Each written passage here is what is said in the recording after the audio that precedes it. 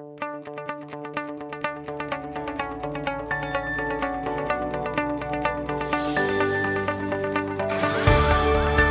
are listening to LOA Recon with the Good Vibe coach Jeanette Ma, where we dissect the ins and outs and the art and science of conscious creation, all intended to amp up your manifesting game. Let's have some fun together.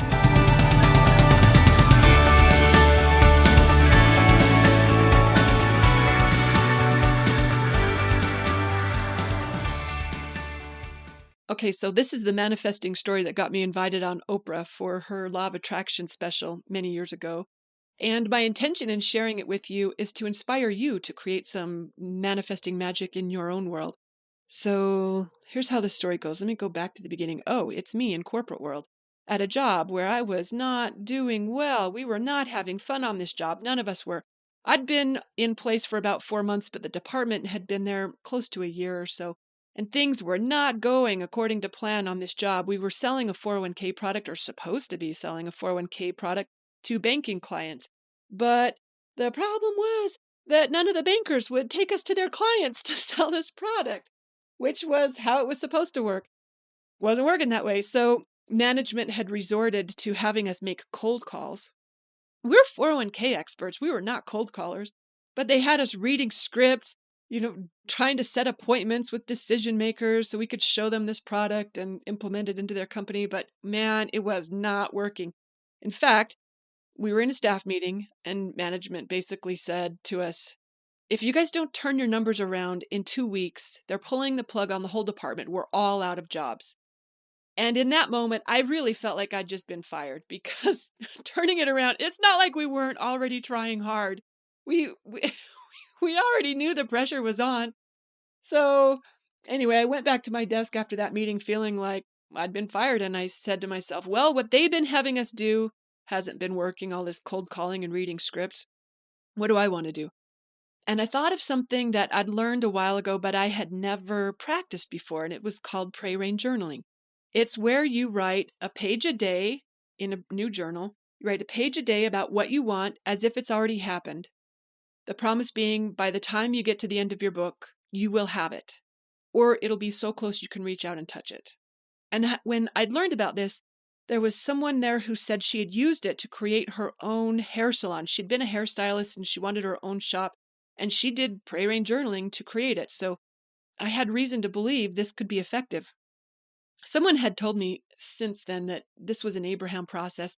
I've never heard Abraham talk about this, and I don't know how it could be an Abraham process when it's called Pray Rain Journaling. Pray Rain, I believe, comes from Greg Braden. There's a story Greg Braden tells about how he was in New Mexico. I think it was in the 90s. They'd had like a 5-year drought or something.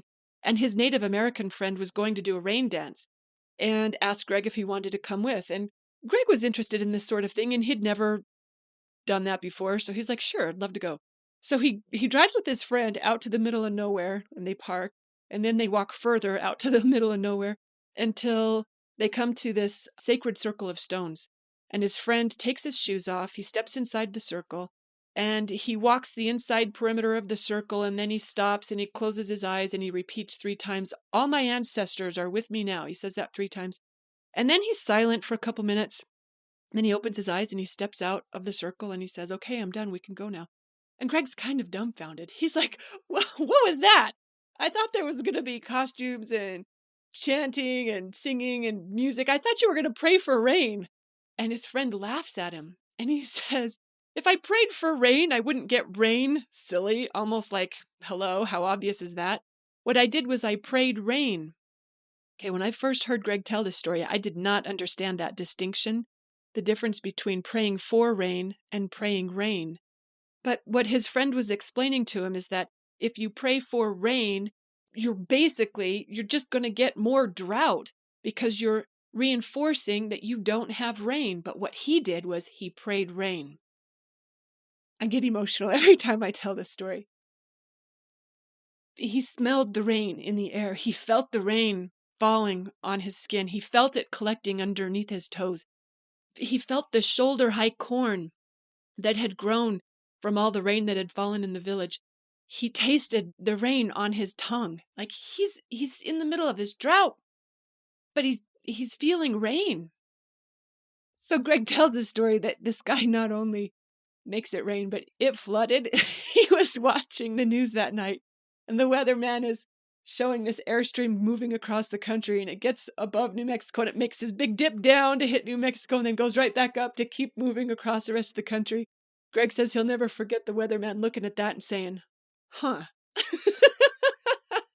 Native Americans are known for playing with weather, so not a big surprise here. But the reason I love that story is because it's a reminder to us that our power lies in feeling now how we want to feel then. It's being the vibration of what we want before that's our reality. Okay, so what I'd learned about Pray Rain journaling is that you write a page a day about what you want as if it's already happened. By the time you get to the end of your book, you'll have it, or it'll be so close you can reach out and touch it. After I'd gotten out of the sales meeting where it felt like I'd just been fired, I decided to do that. I had a little book. It was like 2 inches by 3 inches. It was teeny weeny, like 88 cents from Office Max. But I hadn't used it at all, so it's a brand new journal. And I figured I didn't have a lot of time anyway, so it's got like 25 pages. Maybe this will work. So in the first page, I write up what I want. And it goes something like this. I don't actually have it anymore because when Oprah invited me out to her show, her producers asked me to bring all my journals. I was like, what do you mean, bring all my journals? Yeah, they wanted all my journals. I brought an entire suitcase full of journals. That was a heavy suitcase.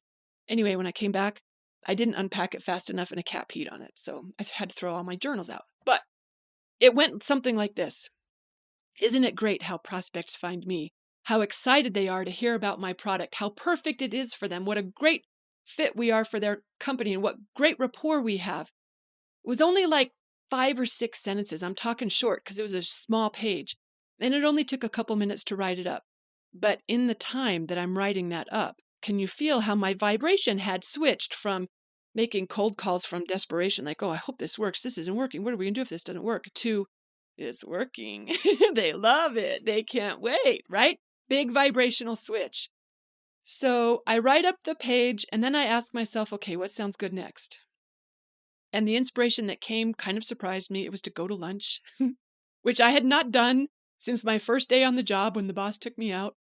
I had been eating out of the vending machine since then. Literally, we were under so much pressure. I was eating bites of grandma's chocolate cookies or a Snickers in between making phone calls at my desk. So to go to lunch it felt kind of luxurious. I left the building for real food. It was actually my favorite food at the restaurant across the street, and it was a gorgeous spring day.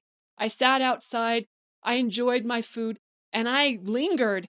Like I kicked my feet up on an extra chair and I fed leftover pita bread to the sparrows. I just really enjoyed myself. And you know how sometimes that happens, like after the worst happens, it's like, there's nothing to worry about anymore. The worst has happened. So I'm just enjoying my lunch. And after an hour and a half of that, I asked myself, okay, what sounds good next? And again, the inspiration that came surprised me. It was to go back to work. So I go back to work. I'm in the elevator, and there's a guy in the elevator who I didn't know, and he didn't know me. And he asked me who I was, and I told him. And he said, I know all the bank people. He said, what do you do? And I told him I sell small business 401k plans. And he's astonished to hear it. He says, I didn't know the bank sold small business 401k plans. And in my mind, I'm thinking, this is part of our problem in being able to sell this product. Here we've got upper managers that don't even know that we have this thing. I'm like, sigh. And he says, follow me. And I did. I followed him to his office because I figured I'm just going to have to go explain to this manager that didn't know we had this product, that the bank has this product. So I'm following him to his office, but it turns out he doesn't work for the bank. The building that I was in, I thought the bank owned the entire thing. But no, it turns out he works for the real estate company that manages the building. So I'm not talking to a bank person. I didn't realize that until he shows me his desk. And it is covered with sales literature from 401k vendors. And he says to me, I haven't been able to make heads or tails of this in weeks. Can you help me? I'm like, can I help you? This is all I need is a chance to talk about 401k plans. I love talking about 401k plans. And I had my satchel with me with my materials. So And here's all my competitors. And I told him everything he needed to know about everyone. Had a great conversation with them for about 15 minutes. And then after a little bit of time had passed, he stood up and I thought, well, my fun's over. Now I've got to go back to work. But instead of walking me to the elevator, he walks me down the hall to his HR director. And he says, Shelley, meet Jeanette. Jeanette, meet Shelley. And he turns to Shelley and he says, Jeanette's going to be implementing our 401k plan, so sign whatever she needs you to sign. And then he turns to me and he says, how soon can you have that to us? I was pretty astonished.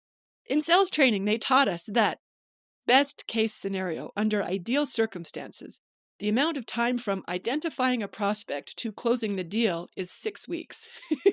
And here it had just happened in a matter of minutes, So, although it's not really 20 minutes, because you got to count the lunch, you got to count the journaling where I wrote about what I wanted as if it had already happened. Great rapport, they can't wait, perfect fit. So that's the story of how I used Pray Rain journaling. It didn't take me an entire journal to get there. It happened after my first entry within a matter of hours. So I was pretty impressed with Pray Rain journaling after that. And here's the thing. So Oprah flies me out to her show to talk about, I should say first that I became one of their top salespeople. I kept doing the same practice. I kept focusing on what I wanted and then doing what felt good. And I was getting a lot of sales. And eventually I realized I don't need to do this for someone else's business. I could do this for my own, because my dream was to be a law of attraction coach. All I wanted to do was share this magic with other people. So years later, I'm out on Oprah's show, and on the way back in the limo to the airport, there were a couple of other people on the show who had asked me about Pray Rain journaling, and I shared with them what it was. And they said, oh my gosh, that sounds so cool. Where could we read more about it? And all I knew was Greg Braden has a book that he mentions it. It's literally like in a paragraph. I think it's in the Secrets of the Lost Mode of Prayer. So it's not an entire book on it. It's just a short mention. And I didn't know any of their better resources. And I felt bad that I didn't have something better to offer them. In fact, on the airplane home, I kept thinking, I wish I had a book I could tell them to read about. And then I had the thought, you should write that book. So even though this isn't something I made up, it's something I learned from others, I did write a little ebook on it. For those who do have questions, I mean, you do not have to read the ebook in order to practice this. It is as simple as write a page a day about what you want as if it's already happened. By the time you get to the end of your book, you'll either have it or it'll be so close you can reach out and touch it. I will say, I have finished journals before where that was not the case. It took me more than one to get there, but it all depends on how hard it was for me to create alignment with what I want. I have also learned since that it's better for me if I don't do it every day. The magic isn't necessarily in writing it down, although I got to find whenever I put something in writing, it's super magic for me. But I can get burned out on something if I do too much of it. So it works better for me if I do it most days of the week rather than every day of the week. Or if I do it for 2 weeks straight and then do something else to create alignment. That's where the true magic is. But Pray Rain journaling can be a fun way to get there. So that's the story, how Oprah invited me onto her Law of Attraction special. There's actually more to share on that, but that's probably for another episode. Thanks for listening. Hope you enjoyed it, and happy manifesting.